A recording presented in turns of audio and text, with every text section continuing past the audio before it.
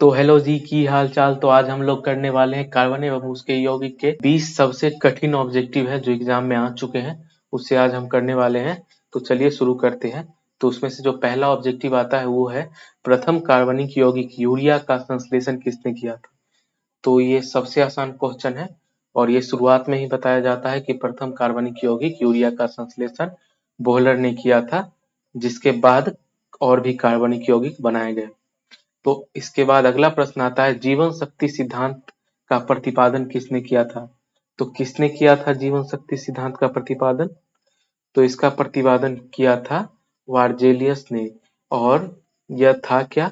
तो यह था कि प्रत्येक जो कार्बनिक यौगिक है वह सिर्फ जीवों से पाए जाते हैं, इसे बनाया नहीं जा सकता कारखाने में।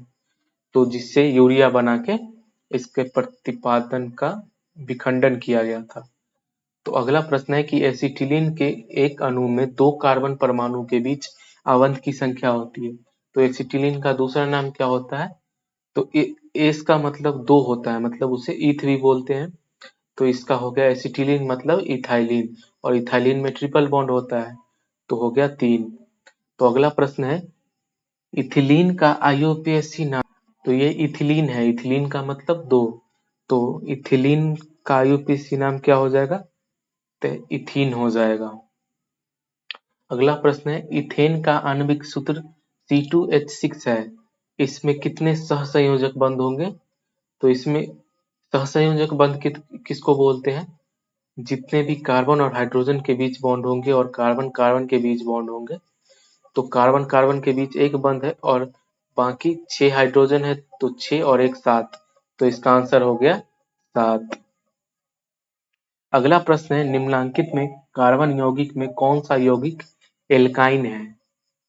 तो एल्काइन में क्या होगा, जिसमें ट्रिपल बॉन्ड होगा, YNE लास्ट में है एल्काइन।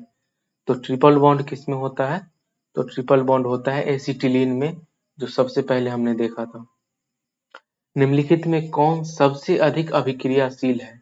तो सबसे अधिक अभिक्रियाशील इसमें से कौन होगा, कॉपर मरकरी, या फिर वो Ag चांदी और फिर सोना Au।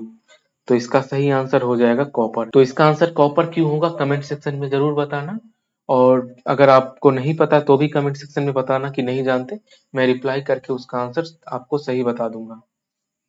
अगला प्रश्न है कि विरंजक चूर्ण का रासायनिक सूत्र क्या है। तो विरंजक चूर्ण एक फेमस, इसको ब्लीचिंग पाउडर के नाम से जानते हैं। हम इसका उपयोग कीटनाशक वगैरह के रूप में करते हैं, मतलब कीड़ा वगैरह मारने के लिए, मच्छर मारने के लिए उपयोग करते हैं। तो इसका आंसर क्या हो जाएगा, इसका फॉर्मूला क्या होता है। इसका फॉर्मूला होता है CaOCl2। अगला है कैल्शियम कार्बाइड जल के साथ अभिक्रिया करके देता है। तो कैल्शियम कार्बाइड जल के साथ अभिक्रिया करके देता है, यह भी एक इम्पोर्टेंट क्वेश्चन है। इसका आंसर क्या देता है ये, तो ये इथाइन देता है। अगला प्रश्न है निम्नलिखित में कौन आयनिक यौगिक है। आयनिक यौगिक किसको बोलेंगे, जिसमें एक पे पॉजिटिव चार्ज हो, एक पे नेगेटिव चार्ज हो, और जितने भी कार्बन वाले एलिमेंट्स होते हैं वह सब सहसंयोजक अबंध बनाते हैं, मतलब वो इलेक्ट्रॉन आपस में बांट के बनाते हैं। और आयनिक यौगिक इलेक्ट्रॉन एक दूसरे से इलेक्ट्रॉन ट्रांसफर करके बनाते हैं। तो आयनिक यौगिक ज्यादातर होता है मेटल और नॉन मेटल के बीच। तो इसमें मेटल और नॉन मेटल एक ही है, जिसका आंसर होगा C।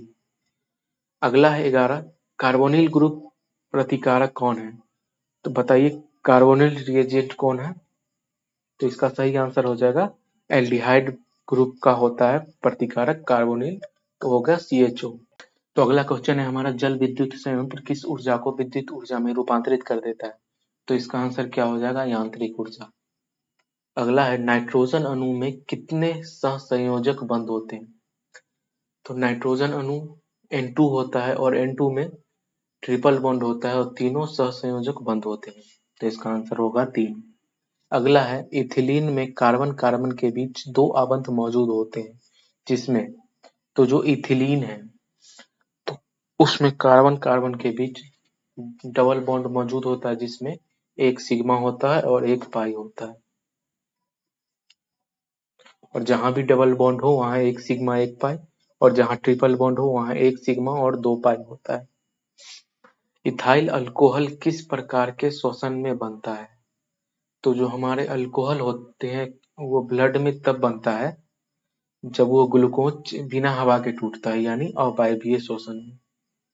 अगला प्रश्न है एक्वारेजिया या रॉयल जल किस अनुपात में सांद्र हाइड्रोक्लोरिक एसिड एवं सांद्र नाइट्रिक एसिड में का ताजा मिश्रण होता है। एक्वारेजिया HCl और HNO3 के किस अनुपात का मिश्रण होता है? तो इसको याद रखने का एक तरीका है, HCl में 3 नहीं है तो HCl का अनुपात 3 होगा, अगर HNO3 में 3 आता है तो इसका अनुपात 1 होगा। तो इसका आंसर हो गया 3:1। इस तरह आप याद रख सकते हैं। तो इसका आंसर है 3:1। प्रोपेन का आणविक सूत्र C3H8 है इसमें। तो प्रोपेन में फिर से पूछा है सहसंयोजक बंध। प्रोपेन क्या होता है? C3H8। इसमें 3 कार्बन है तो 2 बॉन्ड होगा तीनों कार्बन के बीच, और 8 हाइड्रोजन है तो 8 और 3 जोड़ेगा 8 और 2 तो 10 सहसंयोजक बंध हो जाएंगे इसमें। अगला है क्लोरोमीथेन का सूत्र होता है। क्लोरोमीथेन क्या हो गया? मीथेन तो है लेकिन उसमें एक क्लोरीन भी है तो CH3Cl। यही अगर डाई क्लोरोमीथेन होता तो मीथेन तो है लेकिन एक हाइड्रोजन, 2 हाइड्रोजन को हटा के Cl2 डाल दिया गया तो हो गया डाई क्लोरो, ट्राई होता 3Cl2। अगला है एसिटिक अम्ल का IUPAC नाम है। तो एसिटिक में एस का मतलब मैंने बताया 2, और 2 क्या होता है? इथ, तो इथ का इथेनोइक एसिड। अगला है इथेनॉल को सांद्र H2SO4 के साथ 170 डिग्री सेंटीग्रेड पर गर्म करने पर क्या बनेगा? तो H2SO4 के साथ जब इथेनॉल को गर्म करते हैं 170 डिग्री सेंटीग्रेड पर तो हमारे पास बन के आता है C2H4। तो आज के लिए बस इतना ही। तो इस वीडियो को आप लोग लाइक कर दीजिए, दोस्तों के साथ जरूर शेयर कीजिए ताकि उनकी भी मदद हो सके, और कमेंट में बताइए कि आपने कितने प्रश्न इनमें से सही किए। अगला चैप्टर कौन सा हो, अगला टॉपिक कौन सा हो और किस तरह का वीडियो बनाना है, ये आप लोग जरूर कमेंट सेक्शन में बताना। तो तब तक के लिए ओके बाय।